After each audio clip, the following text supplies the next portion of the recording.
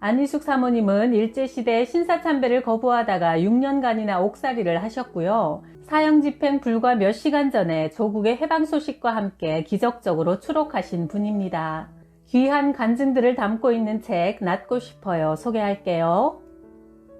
나는 일제시대 때 보성여학교에서 일본어와 음악을 가르쳤는데 당시 정부에서는 매달 초하루에 대목산에 올라가 일본 신사를 향해 절하라는 명령을 내렸다. 그때 나는 학생들에게 하나님의 자녀는 귀신에게 절하는 것이 아니라고, 하나님의 자녀가 귀신에게 절하면 귀신은 굉장히 좋아하지만 하나님은 너무나 슬퍼하신다고 강경하게 말했다. 그래서 많은 학생들이 초하루가 되면 결석하거나 출석을 했어도 숨어있어 대목산에 올라가는 것을 피했다. 이 일 때문에 학교를 폐교시키겠다는 통지서가 날아왔다. 나 때문에 수백 명의 학생이 공부할 수 없다는 것은 있을 수 없는 일이므로 나는 자청해서 대목산으로 올라갔다. 그리고 똑바로 서서 굽히지 않고 나는 예수 그리스도밖에 다른 어떤 것에도 경배하지 않는다고 시위했다. 나는 이 일 때문에 일본 경찰들을 피해 도망 다녀야 했다. 그때 보성학교를 졸업한 한 자매가 나를 그 집 안방에 숨겨주었다.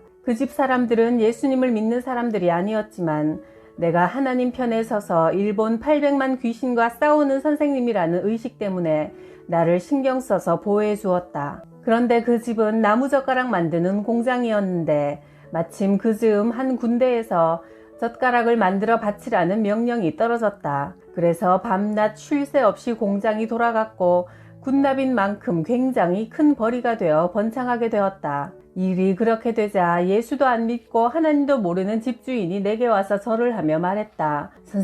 선생님은 정말 하나님이 함께 하시나 봅니다. 군대에서 젓가락을 군납하라고 하길래 믿을 수가 없어 도청에 찾아가 물어보고 또 물어보고 그러면서도 꿈인가 생신가 했는데 정말 우리 공장은 이제 큰 기업이 되어 일꾼도 10배나 늘었습니다. 우리로서는 꿈도 못 꿀 일이었는데 이건 기적입니다. 하나님이 선생님을 잘 대접하라고 이런 큰 일을 해주신 것 같습니다. 나는 지금 그의 말을 기억하면서 하나님이 나 같은 것에게도 위로와 힘, 싸울 용기를 주신 것을 잊지 못한다. 하나님은 과연 사람들이 어떻게 하는지 다 보시고 아시고 보상하시는 살아계신 분이었다. 반석 같은 하나님을 예수님 이름으로 굳게 모시고 정녕 그분을 의지하면 바람이 불고 태풍이 불더라도 건져주시고 도와주시니 우리에게 무슨 걱정이 있을 것인가. 하나님은 우리의 아버지시니. 나는 큰언니와 나이 차이가 많은데 큰언니는 내가 아주 어릴 때 시집을 가셨다. 형부는 공부도 많이 했고 재산도 넉넉한 집의 맏아들이었는데 모든 일에 너그럽고 겸손한 사람이었다. 또한 형부는 믿음의 집안에서 자라서 하나님도 잘 믿었다. 형부의 삼촌은 만주에 초대 자비량 선교사로 가셨다. 형부도 열심히 교회 다니며 교회 재정도 많이 도왔다. 그런 형부는 내 눈에 천사처럼 보였다. 그런데 그 집의 큰 며느리였던 우리 언니가 오랫도록 아기를 낳지 못하다가 딸을 낳았는데 아기가 한창 예쁘고 귀엽게 굴던 나이에 갑자기 홍역을 앓다가 죽고 말았다. 아이가 죽자 그 집 식구들은 교회 가는 것도 시큰둥해하고 하나님께 대한 열성도 약해졌다. 그 집에는 언니를 도와 일하는 과부가 있었다. 그런데 어느 날부턴가 형부는 이 과부에게 관심을 쏟기 시작하더니 결국 아들까지 낳게 되었다. 과부는 계속 아들 둘을 더 낳았다. 과부는 자만해지고 모든 식구의 사랑과 관심도 그 세 아들에게 쏟아졌다. 물론 그 집에는 하나님을 공경하는 신앙이 다 없어지고 주일에도 교회에 나가지 않게 되었다. 선교사인 삼촌이 이 사실을 알고 크게 노하셔서 형부를 나무랐다. 정신 차리고 주일 지키고 하나님 전에 나가서 하나님을 섬기며 살아야 이 아이들도 잘 되고 너도 후회가 없을 것이다. 삼촌은 혼자 떨어져 외로운 큰언니를 애달프게 여겨 위로해 주셨다. 얘야, 세상은 지나가는 거란다. 네가 믿는 하나님만 꼭 붙잡고 마음 아파하지 마라. 그저 살아가는 동안 네 중심만 하나님께 향해 있으면 되는 거다. 그러면 너는 승리하는 거야. 지금 형편으로선 힘들겠지만 용기 잃지 마라. 아들 열을 낳는 것보다 하나님을 소유하는 것이 우리 인생에는 제일이야. 언니는 그분의 말씀을 순종하여 그 첩을 미워하지 않고 그가 낳은 아들들을 잘 길렀다. 그러나 자기는 그 집에 있어봤자 유익이 되지 않을 뿐더러 남편의 변심에 견딜 수 없이 마음이 상하고 아파서 결국 언니는 친정에 돌아와 믿음이 깊어지고 행복과 기쁨을 찾게 되었다. 그러는 가운데 나는 일본의 신사참배를 거부하다 감옥에 갇히게 되었고, 언니는 죽음을 각오하고 지하교회에서 희생적으로 봉사했다. 해방 후 나는 초청을 받아 미국으로 건너갔고, 3년 되는 해 6.25 전쟁이 일어났다. 전쟁이 일어난 그날 어머니와 언니는 예배를 드리고 있었는데 북한군이 들이닥쳐 총을 쏘았다. 그 자리에서 순교하셨다. 오랜 세월이 지난 후 나는 형부의 소식을 들을 수 있었다. 형부는 공산군에게 잡혀 노끈으로 묶인 채 3일 동안 끌려다니다가 총살을 당했다고 한다. 그의 죄명은 빈민의 착취자였다. 형부는 선교사 삼촌의 권면을 무시한 채 자기 눈에 더 좋아 보이는 길을 선택했지만 결국 애써 얻은 것은 물거품처럼 다 사라지고 비참한 죽음을 맞이해야만 했다. 새 아이를 낳고 하나님을 떠난 후 형부는 돈을 굉장히 사랑했다. 공장의 일꾼들을 심하게 착취했고 동네의 가난한 사람들이 도와달라고 애걸하면 모욕을 주어 쫓아보냈다. 또 세금을 적게 내기 위해 수단 부리는 일을 예사롭게 여기는 사람이 되었다고 언니는 가슴 아파했었다. 사람이 그렇게 변할 수 있을까? 자기 정욕과 이익을 따라 하나님을 저버린 후에 그는 참혹하고도 수치스럽게 인생을 마쳐야 했다. 하나님을 알았다가 버린 사람의 생애는 지옥, 바로 그것이었다. 우리가 이 땅에 사는 동안 할 수 있는 가장 중요한 선택은 예수님을 하나님이 보내신 구원자로 영접하는 일이다. 그리고 이 세상을 떠나는 그날까지 한 걸음 한 걸음 조심하며 하나님의 말씀을 따라 예수님 중심으로 살아가는 일이다. 너희는 하나님 아버지께 더욱더 순종하여 두렵고 떨리는 마음으로 자기의 구원을 이루어 나가라. 빌립보서 2장 12절 말씀. 일제시대 때 내가 노인으로 변장하고 평안도 삭주와 강계지방으로 피신해 다닐 때였다. 많지 않은 돈으로 떡을 사 먹고 다른 사람을 도와주고 하는 통에 돈이 똑 떨어졌다. 나는 얼마 남지 않은 돈을 주먹에 꼭 쥐고 간절히 기도했다. 하나님, 이게 마지막입니다. 한 번만 더 음식을 사 먹으면 아무것도 남는 게 없습니다. 제 막막한 처지를 굽어 살펴주세요. 그런데 그날은 바람도 없었는데 저 앞쪽에서 종이 하나가 나불나불 움직이고 있는 게 보였다. 이런 벽촌에 웬 귀한 종이가 떨어져 있을까? 의아하게 생각하면서 그것을 집어드는 순간 나는 너무도 놀랐다. 그 종이는 빳빳한 10원짜리 새 지폐였기 때문이다. 그 당시에 10원은 지금 10만원에 해당하는 큰 돈이었다. 아, 이런 벽촌 산골에 10원짜리 지폐라니. 그것은 도저히 있을 수 없는 일이었다. 돈이라면 거의 다 동전이지 종이돈을 본 사람은 거의 없을 만큼 금보다 귀한 것이었기 때문이다. 나는 지폐를 손에 들고 하늘을 우러러보았다. 하나님이 이 돈을 하늘에서 만들어 여기 떨어뜨린 거죠? 그렇지만 나는 혹 누가 떨어뜨린 것이 아닌가 해서 그 돈을 들고 사방을 둘러보았다. 그러나 그 근처에는 밭에서 일하는 사람도 지나가는 사람도 전혀 없었다. 창조주 하나님을 아버지로 모시고 사는 사람들에게 사실 이런 일쯤이야 얼마든지 일어날 수 있는 것이다. 내가 어렸을 때 평양 장대연 교회에 다녔는데 최영숙이라는 주일학교 선생님이 계셨다. 그분은 부모님 뜻으로 믿지 않는 집안으로 시집을 가야 했다. 시집은 우상을 섬기고 있어 매월 초하루 날이면 제사를 지냈고 늘상 무당과 점쟁이들이 드나들었다. 최 선생님은 매달 초하루가 오기 전 금음날엔 다음 날이 오는 것이 몸서리 쳐지도록 싫어서 아궁이 옆에 앉아 밤새도록 울기만 했다. 하나님 아버지, 내 마음이 아파요. 정말 아파요 아버지 하면서 울 수밖에 없었다. 그런데 한 번은 어린 막내 시동생이 병이 들었다. 숨을 제대로 못 쉬고 먹지도 걷지도 못한 채 누워만 있었다. 시부모님은 무당을 불러들여 큰 구슬했고 그래도 병이 낫지 않자 아들을 절로 데리고 갔다. 온 식구가 부처 앞에서 울며 불며 애원했지만 낫질 않았고 그렇다고 죽지도 않은 채 누워만 있는 것이다. 부모와 식구들이 절에 가 있는 동안 마침 평양 장대연 교회에서 큰 부흥회가 있었다. 최 선생님은 교회로 달려가서 그저 앉아 울기만 했다. 그때 강사로 오신 김익두 목사님이 물으셨다. 자매님, 왜 그렇게 울기만 합니까? 최 선생님이 그간의 사정을 이야기하자 목사님은 그녀의 집으로 함께 가서 모든 우상을 꺼내오라고 했다.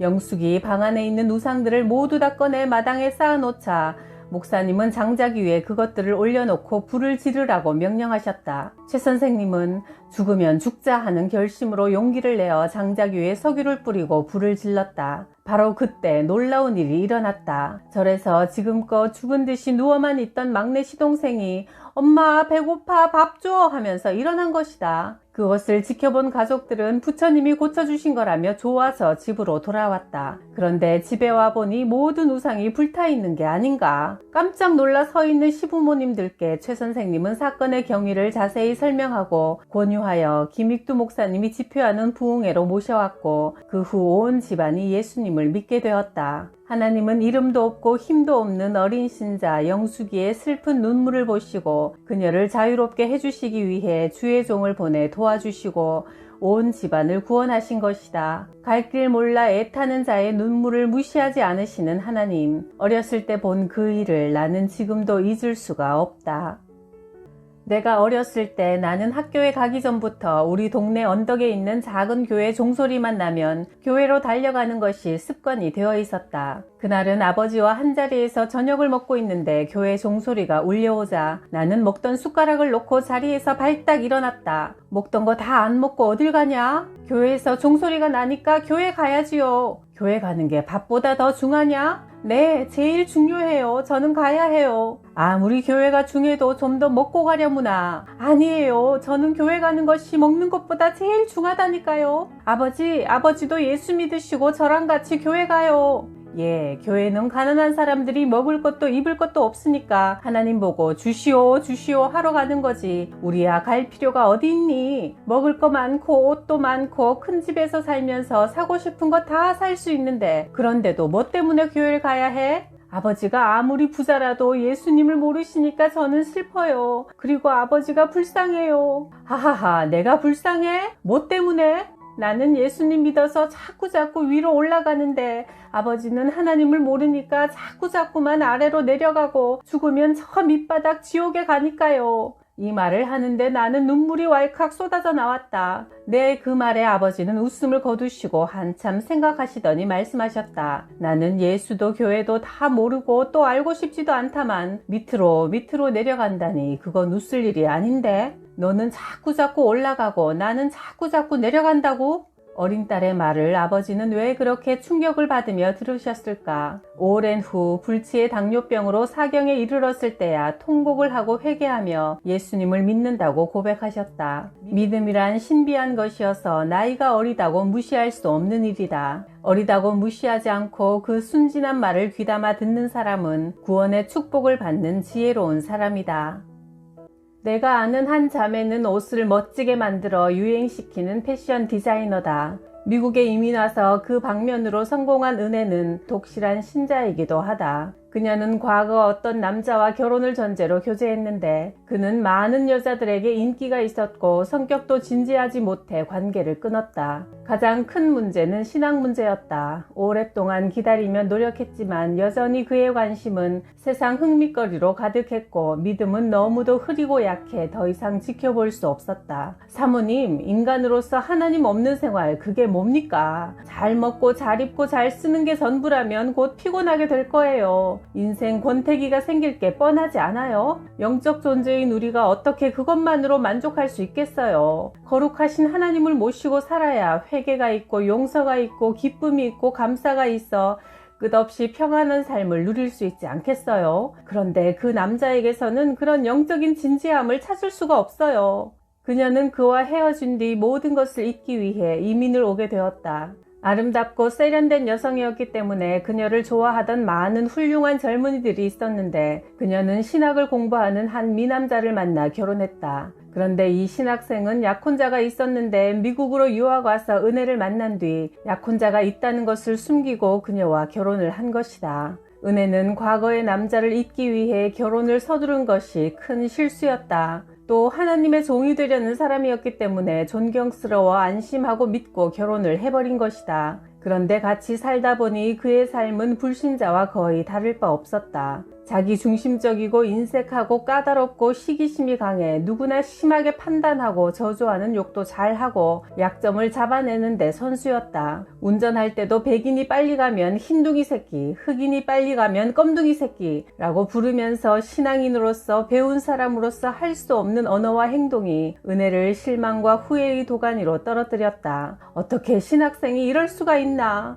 남편은 신학교를 졸업하자 목사 안수를 받고 미국 교회에서 부목사로 일하게 되었다. 목사가 되었으면 자기 자신을 위해서도 기도가 필요하고 또 교회와 양떼들을 위해 기도해야 할 터인데 이 사람은 식사 때조차도 기도하는 법이 없었다. 그가 유일하게 기도하는 경우는 교회에서나 다른 사람과 같이 식사할 때였는데 남들의 눈을 속이기 위해 기도하는 척 할 뿐이었다. 은혜는 왜 결혼을 서둘렀는지 분통이 터질 지경이었다. 더욱이 자기 월급은 얼마 받는다는 말도 없이 받는 대로 한국에 있는 자기 부모에게 붙여버렸다. 나중에 알고 보니 시부모님은 그 돈으로 술 마시고 노름하느라 다 써버리고 있었다. 은혜의 마음은 날이 갈수록 분하고 결혼 생활의 앞날은 캄캄하기만 했다. 아, 무섭고 지긋지긋하다. 그녀는 보기만 해도 끔찍한 남편을 피하기 위해 회사에서 늦게까지 남아 일만 죽어라 했기 때문에 월급은 점점 많아지고 승진도 하고 사랑과 존경을 독차지했다. 사모님, 저는 돈만 벌기로 작정했어요. 내가 버는 것 주님께 아낌없이 드리고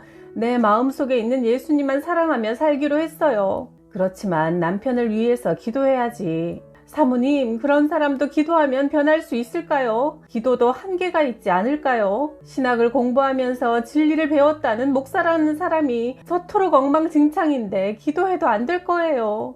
그건 은혜 생각이고 하나님 생각은 우리 인간의 생각과 달라요. 이런 일이 있은 지 8년 후 나는 뉴욕의 어느 한인교회에 초청받아 갔다가 우연히 은혜를 다시 만나게 되었다. 그래, 그 목사 남편 이야기를 듣고 싶은데 그 후 남편을 위해 기도했어요? 네, 기도를 하려니 기가 막혀서 주님, 저 꼴 좀 보세요. 저런 사람이 목사래요. 라고만 했는데 참 놀라운 일이 일어났어요. 그가 한 번은 수영을 하러 갔다 와서 자꾸 허리가 아프다더니 누워버렸어요. 척추 전문의사에게 가서 진찰을 받으니 골수암이라는 거예요. 그는 만 6년을 꼬박 누워 살았답니다. 손, 발도 맘대로 움직이질 못하고 거의 죽은 거나 다름없었지요. 그런데 그가 마침내 회개를 하는 거예요. 하나님 아버지, 저는 죽어 마땅합니다. 내 죄가 얼마나 주님을 아프시게 했는지 이제 알았습니다. 아버지 마음을 제가 이렇게 쑤시고 아프게 했지요. 주님 하고 울면서 회개를 하더라고요. 그리고 평생 기도 안 하는 것을 채우기라도 하려는 듯 종일 누워서 기도만 해요. 다시는 저도 죄짓지 않고 충성스러운 종이 되겠습니다. 참여하는 기도를 하더라고요. 그래서 요즘은 제가 아주 기뻐졌어요. 그래요, 이내자매님. 주님은 남편을 일으키실 것이고 이제 일어나서 목사가 되면 정말 목사 같은 참 목사, 훌륭한 목사가 될 거예요. 감사하고 기도하며 기다리세요. 지금까지 정말 잘 참아오셨어요. 참 고마워요. 세상 사람들의 죄도 다 무서운 것이지만 특히 성직을 가진 자들이 범하는 죄는 하나님께서 실로 엄하게 다루신다. 그러나 회개하고 하나님께 돌아올 때 38년 된 병자가 병을 고침받고 죄를 사함받은 기쁨, 새 인생을 누릴 수 있는 것이다.